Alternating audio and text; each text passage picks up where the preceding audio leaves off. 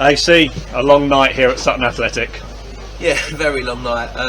Kind of really lost my focus and interest in the game, to be honest with you, by the end of it. And it felt like at one point Tony asked me how long to go, and there was still like 20 odd minutes, and I was just like, I don't know if I can handle another 20 minutes of this, because it actually started all right for us, and then it just, the minute we concede goal one, we just collapse. And we have a very weak mentality, I think. And it's the same, similar to the Snodland game, probably just nearly as bad as that, I think, and that was a pretty big low for us, to be fair. So yeah, overall just an awful night, and one we want to forget as quick as possible. You touched on it there. We started the game really well, but yet we still went into the sheds 3-0 down. Was it just like a loss of concentration after the first goal? Well, it's not taking a couple of chances. Mecca had a decent chance when he's robbed the ball for their centre half and got in, and it's as he's gone to struck it. Obviously, this time of year pitch is a bit bobbly. I thought that just bobbling around for him a bit. Wale and I think Mikel had a couple of half chance headers. Ghost has had a couple of half chances and got in. We didn't take any of those, and I think they get the corner, put a decent ball into the box that we don't deal with at the back post. I think it then comes back across. Tommy makes a save. They then head it onto the bar, and then it falls to their right back, who taps it in from a yard out. And it was just not good from our side of things, that goal. And then from that point, we just kind of collapsed. I think get done with the ball over the top, and Tommy misjudges the bounce, and it's obviously gone over his head, and Evans just had to tap it into an open net.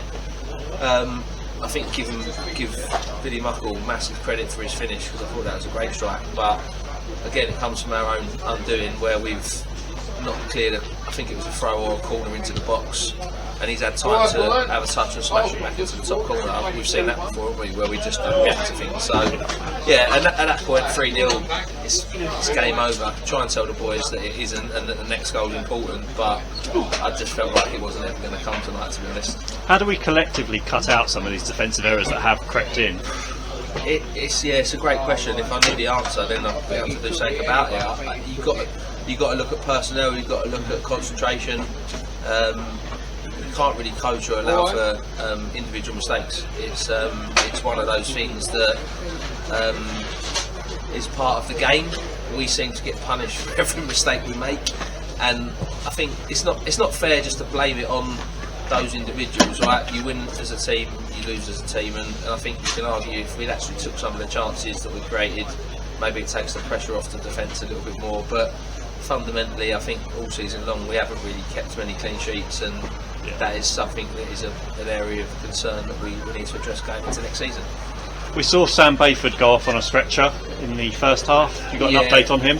He's gone off to hospital, so we're just waiting to find out what the outcome of that is. I think it's his knee is potentially the problem, but I'm hoping it's not going to be like an ACL, and it might just be like a twist and a strain or something that's not as severe as that. But he's obviously in a lot of discomfort at the time. But that's I think we don't think it's a break or anything like that. So hopefully it's not going to be too serious for him, because he just doesn't need that after the injury that he picked up last season that kept him out for half a season. And kind of hope for his sake that it's nothing major, and that he's probably done for the rest of this season, I'd imagine. But hopefully it's something that he'll be able to come back from before the start of next year. Yeah, let's hope so. Tank's corner was curling in when he took it before it was headed in by the Sutton defender. Can we give him the goal?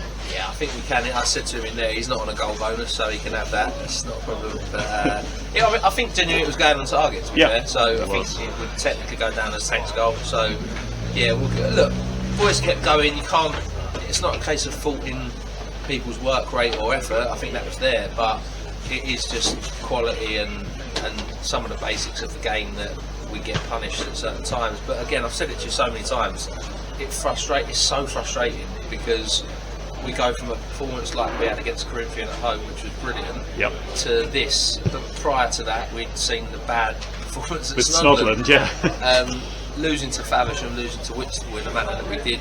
Look, sometimes you have to hold your hands up and say teams are just better than us, but if you look at the table, we're so congested in the middle of the park. If we'd got a result tonight, we would have gone 8th. The gap between obviously the top 6 and then the rest of those teams fighting for mid place is quite big, and that's where the difference is, in my opinion. The rest of those teams, I think, are all quite even. And look, over the course of the season, we've had some fantastic results and some great performances. We've also had some pretty horrendous performances and some pretty horrendous results, and it's why we find ourselves where we are. And at the minute, I mean, we could go to Belvedere Monday and get a result, and you just think, how does that happen from the performance we've just served up? But look, we just got to keep going. We want to try and finish the season strong, and I really want to get a top half finish, but it's going to be tricky now. I think it's probably taken out of our hands a little bit with teams having games in hand, or games that can impact teams going above us, basically. So we'll have to just see. All I've said to the boys in there is we've just got to dress ourselves down and just try and enjoy the last 2 games of the season and see if we can get a result. Yeah, so we'll go again on Easter Monday. Yeah, we will. Like I said, it's a game that the boys should look forward to. For me, it's obviously my old club. I'm associated with it as a player and as a assistant and a manager there. So I always enjoy going back there. I've had great times there.